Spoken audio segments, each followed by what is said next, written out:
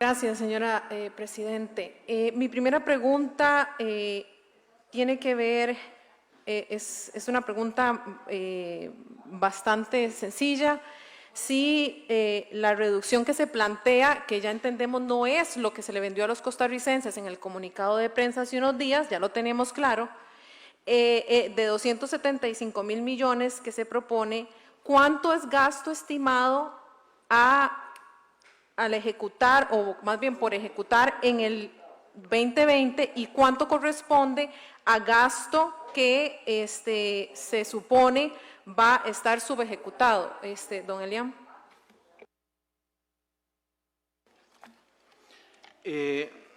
Señora diputada, lo que se está recortando en realidad es gasto que puede ser ejecutado, digamos.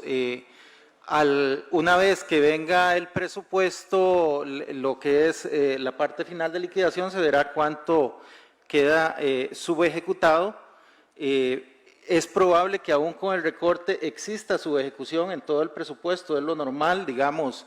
Es difícil que alguien ejecute a la perfección el 100% del presupuesto, pero mientras estas partidas permanezcan en el presupuesto, existe la posibilidad de que puedan ser ejecutadas. Por tanto, el hecho de que sean retiradas del presupuesto mediante esta modificación presupuestaria es precisamente lo que hace que estemos frente a un recorte del presupuesto. Así es que, en esencia, creo que aquí lo que hay que tener presente es que los 328.000 millones podrían ser ejecutados en cualquier momento, excepto que se eliminen del presupuesto.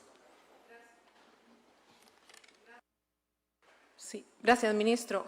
Yo quiero insistir y yo quiero ser enfática en que no debemos engañar a los costarricenses. Usted, señor ministro, continúa mencionando el monto de 328.000 millones, y esa no es la realidad del recorte, esa no es la realidad del recorte. Cuando uno hace un presupuesto, y voy a hablar en las palabras más sencillas que puedo, en un ejemplo más sencillo que puedo utilizar en la casa, uno tiene un presupuesto del cable que paga, de televisión, tiene que pagar agua, tiene que pagar luz, tiene que pagar comida, y en esa comida de repente se compran unas galletas un poquito más caras, diputado Harlan Hoppelman, porque tiene ingresos que responden lo suficientemente bien para poder hacerle frente a ese presupuesto.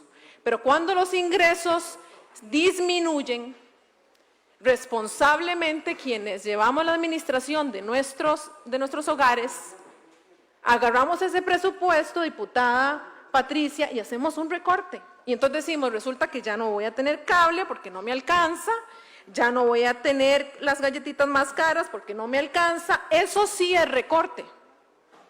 Decir que el banco me dio una mejor tasa de interés y que ahora tengo un ahorro, no es recorte, señor ministro. No se vale que una vez más hagan lo que intentaron hacer en el presupuesto pasado, razón por la cual este Parlamento no aceptó ese presupuesto. Hay que llamar las cosas como son, y lo que este Parlamento busca es una voluntad expresa del Ejecutivo de hacer recortes significativos. Y le digo esto, yo le tengo otra pregunta. Yo quisiera saber cuál es la caída de ingreso del PIB, señor ministro, por razón de la pandemia, según sus cálculos.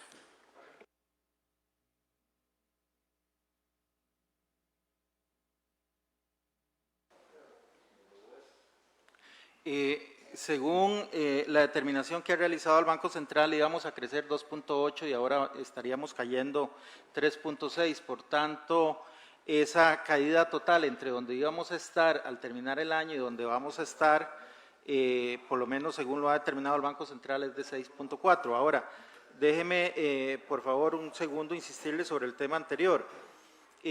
A nivel del presupuesto…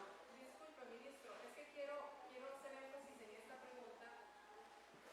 Sí. Gracias. Quiero hacer énfasis en esta pregunta porque en el proyecto de ley de aprobación de tramitación rápida para el Fondo Monetario Internacional, Ustedes en la exposición de motivos plantean una caída del ingreso de 2,7%, pero en este proyecto de presupuesto resulta que es del 3,3%. Entonces yo no sé cuál de los dos creer, cuál es realmente la estimación de la caída de ingreso del PIB, a cuál de los dos proyectos le creemos. Y entonces vamos de vuelta otra vez a lo que estaba mencionando el diputado Villalta, en que aquí no es una sensibilización de los datos, aquí es modificación de los datos dependiendo de lo que conviene, y no se vale, vuelvo y repito, no se vale que se le haga eso a los costarricenses. Pasando todas mis otras preguntas que ya otros compañeros han hecho, yo quisiera preguntarle directamente otra vez, señor ministro, la pregunta que le hice la última vez que usted estuvo en este plenario en relación al presupuesto extraordinario. ¿Está el Ejecutivo negociando un acuerdo de stand-by, sí o no, con el Fondo Monetario Internacional?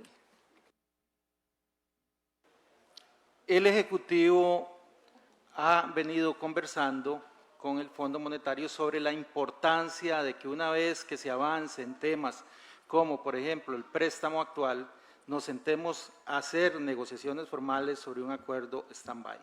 Eso sí se ha conversado con el Fondo Monetario Internacional y de parte del Ejecutivo existe la clara voluntad de ir en esa línea. Gracias, ministro, por su respuesta tan puntual. Desafortunadamente, la ministra que usted tiene a su izquierda, en un medio de comunicación, le dijo a los costarricenses que eso no era así.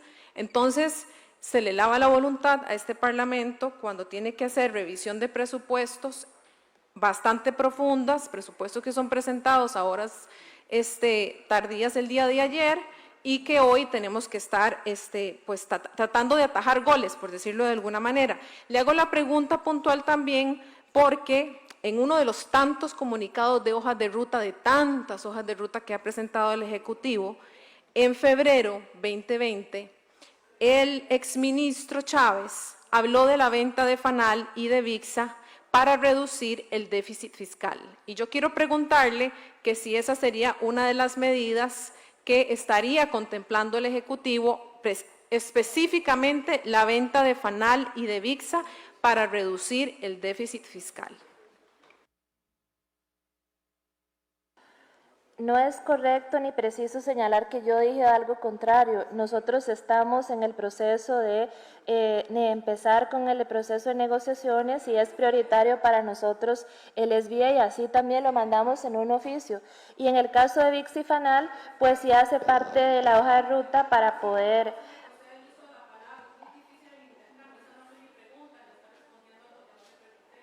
Claro, pero es que tampoco se vale decirle a uno que cosas que no son, señora diputada. Sí, ministra, es que usted está en mi tiempo y la pregunta fue para el señor ministro don Eliam, no para su persona. Yo hice la pregunta puntualmente, estoy en mi tiempo y me gustaría por favor que me resten el tiempo, que me sumen el tiempo que se me restó, presidenta, si es tan amable.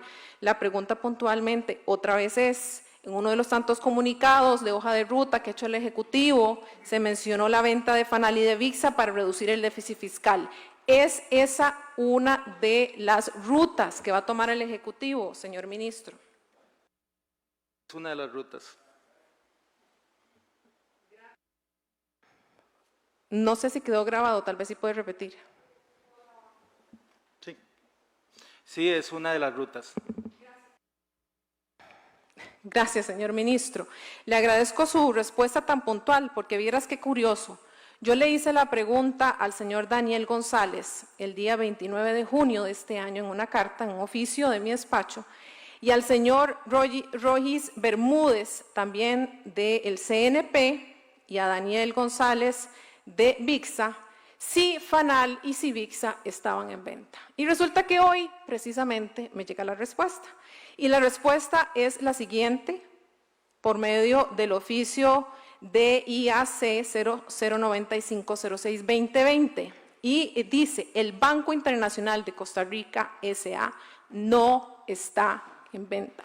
Cuando le pregunto que si ha recibido ofertas, me dice que no ha recibido ninguna oferta al día de hoy.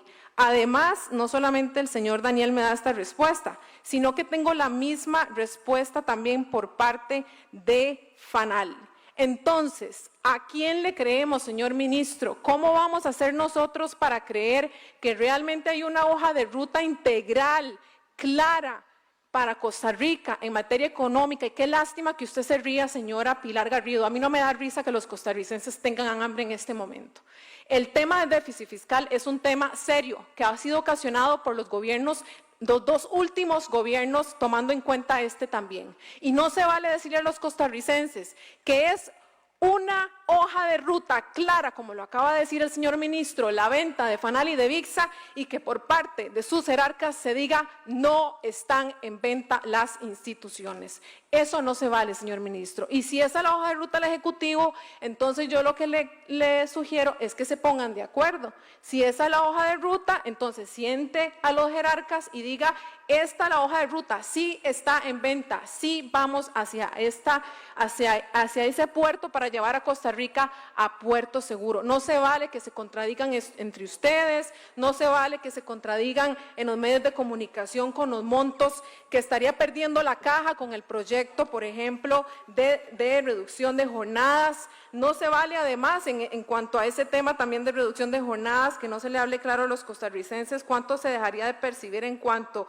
a renta, por ejemplo, haciendo las reducciones de las jornadas, o cómo impactaría esto la disminución del consumo de las familias costarricenses, por ejemplo, o si esas familias a quienes se les va a reducir a esa jornada están sobreendeudadas, porque ya estamos claros que el sistema que recoge toda la información crediticia de los y las costarricenses no es 100% atinado. Quiere decir que hay muchas familias, y más en el sector público, que ya están sobreendeudadas y quienes estarían siendo impactadas por un proyecto como este, que concuerdo con mi compañero diputado, es un proyecto que pareciera sacado de la manga para quedar bien y de forma populista presentar a los costarricenses una hoja de ruta que, sigo insistiendo, no existe. Muchas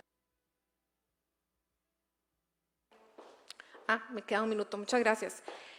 Sí, voy entonces a retomar una de mis preguntas, señor ministro. ¿Usted puede darnos? No, está mi tiempo. ¿A cuánto asciende en total las subpartidas combinadas de capacitación?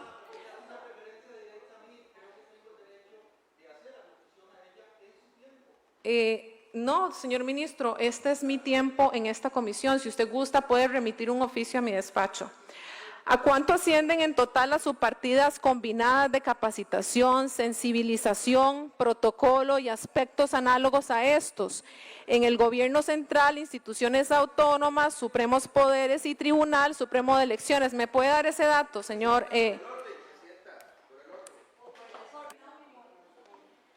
Diputada, le restaban 20 segundos del minuto adicional que yo le quise ceder a usted en razón de que la ministra estaba verificando una información y no quise que se le contabilizara eso. Gracias, diputada. Sí, voy a terminar mi pregunta. ¿A cuánto asciende el total de las subpartidas combinadas de capacitación, sensibilización, protocolo y aspectos análogos a estos en el Gobierno Central, instituciones autónomas, supremos poderes y Tribunal Supremo de Elecciones? Adelante, ministro, puede hacer su réplica. Ok. Aquí no me voy a separar del tema que señalaba el señor diputado Viales. Creo que lleva razón. Creo que hay un tema de fondo que es lo importante. Y aquí al final sí tengo que decirle que incluso como estudioso que en algún momento fui del derecho parlamentario, sí me parece que el procedimiento es absolutamente arbitrario e injusto, porque el diputado habla todo lo que quiera en su tiempo y limita seriamente el tiempo de la otra persona que está en ese momento conversando. Quiero decirle que esas partidas, tal y como refería hace un momento, son partidas sumamente pequeñas porque ya habían sido recortadas prácticamente en su totalidad. Los montos que están quedando son iguales a cero en todos los ministerios, excepto en los 3 ministerios que aquí hice referencia: Presidencia, Relaciones Exteriores y el Ministerio de Comercio Exterior. Con mucho gusto sumo la totalidad del recorte que se está haciendo en este caso en esa partida y le hago llegar el dato exacto para hacer la sumatoria de todos los ministerios, Poder Legislativo, Corte y demás que se están realizando en este presupuesto.